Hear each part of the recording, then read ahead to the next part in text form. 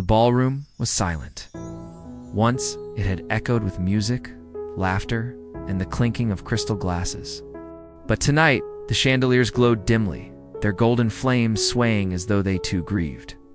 Dust lingered in the air, disturbed only by the faint footsteps of a girl in white. Her gown trailed behind her, its fabric almost weightless, as if spun from moonlight itself. She moved slowly, her breath fragile, each step betraying the truth of her dying body. Yet her eyes, though rimmed with exhaustion, still held the light of something eternal - love. Her name was Evelyn. And tonight was her last night. In the shadows of the ballroom, a man waited. Tall, with dark hair that caught the candlelight, his figure was draped in a black coat, as though mourning what was yet to come. His hands trembled at his sides, not from fear, but from the weight of knowing that dawn would take her away. His name was Adrian, and Evelyn was his world. When their eyes met, the silence broke. Neither needed words. Their hearts had always spoken in silence. But still, he whispered her name, a sound so fragile it almost cracked in the air. Evelyn. Her lips curved into the faintest smile. "You came."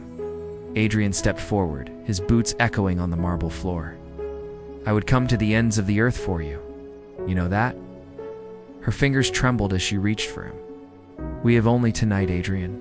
One night, one dance. And then it will be over." The words hung between them like a blade. Evelyn was not merely ill, she was marked. Her body had been claimed by something greater, a curse, a pact whispered in shadows that neither could undo. By morning, she would be gone, sacrificed so another might live. She had accepted it. He never had. Adrian took her hand and pressed it against his chest. His heartbeat thundered beneath her palm. "Then, let us make tonight eternal. One night, to remember forever," a violin whispered from nowhere. The ballroom, though abandoned for years, came alive with ghostly music. The chandeliers flared, shadows spun against the gilded walls.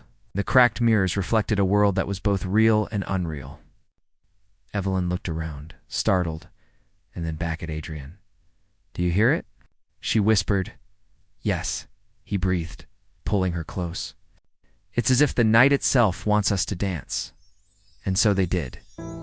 He placed his hand on her waist. She rested lightly against him, her frail body fitting perfectly in the curve of his arm.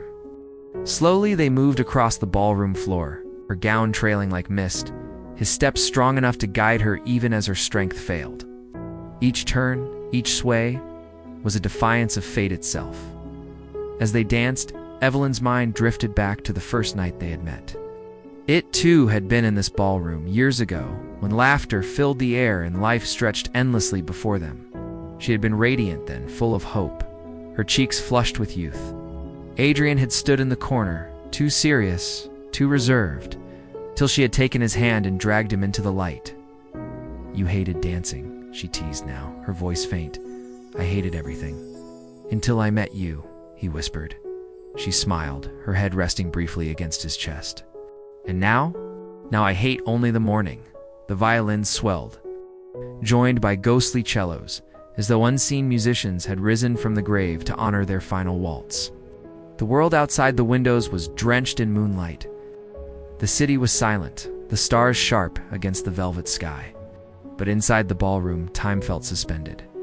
"You're trembling," Evelyn murmured, brushing her fingers against his cheek. "I'm afraid if I hold you too tightly." "You'll break," Adrian said. "Then break me," she whispered. "For tonight, I am yours. Only yours." He kissed her then softly, desperately, as if to brand her soul into his lips.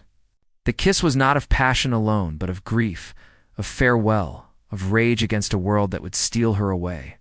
She clung to him, pouring what remained of her strength into the touch, knowing it would be the last. When they parted, her breath was shallow. "Promise me something, Adrian. Anything. Promise me that when dawn comes, you will not fight it."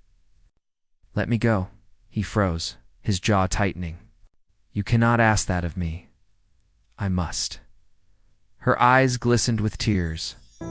"If you fight, the sacrifice will be in vain, and I cannot bear to see your soul consumed by revenge.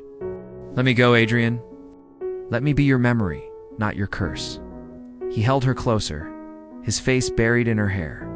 The scent of her lavender, fading, but still there seared into him. You ask for surrender, when all I know is to fight.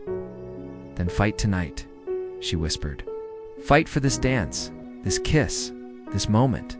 Fight for life while I am still here. And when the morning comes, let me go. The words shattered him. Yet as they danced, as the violins wept and the moon traced its silver across the floor, Adrian understood.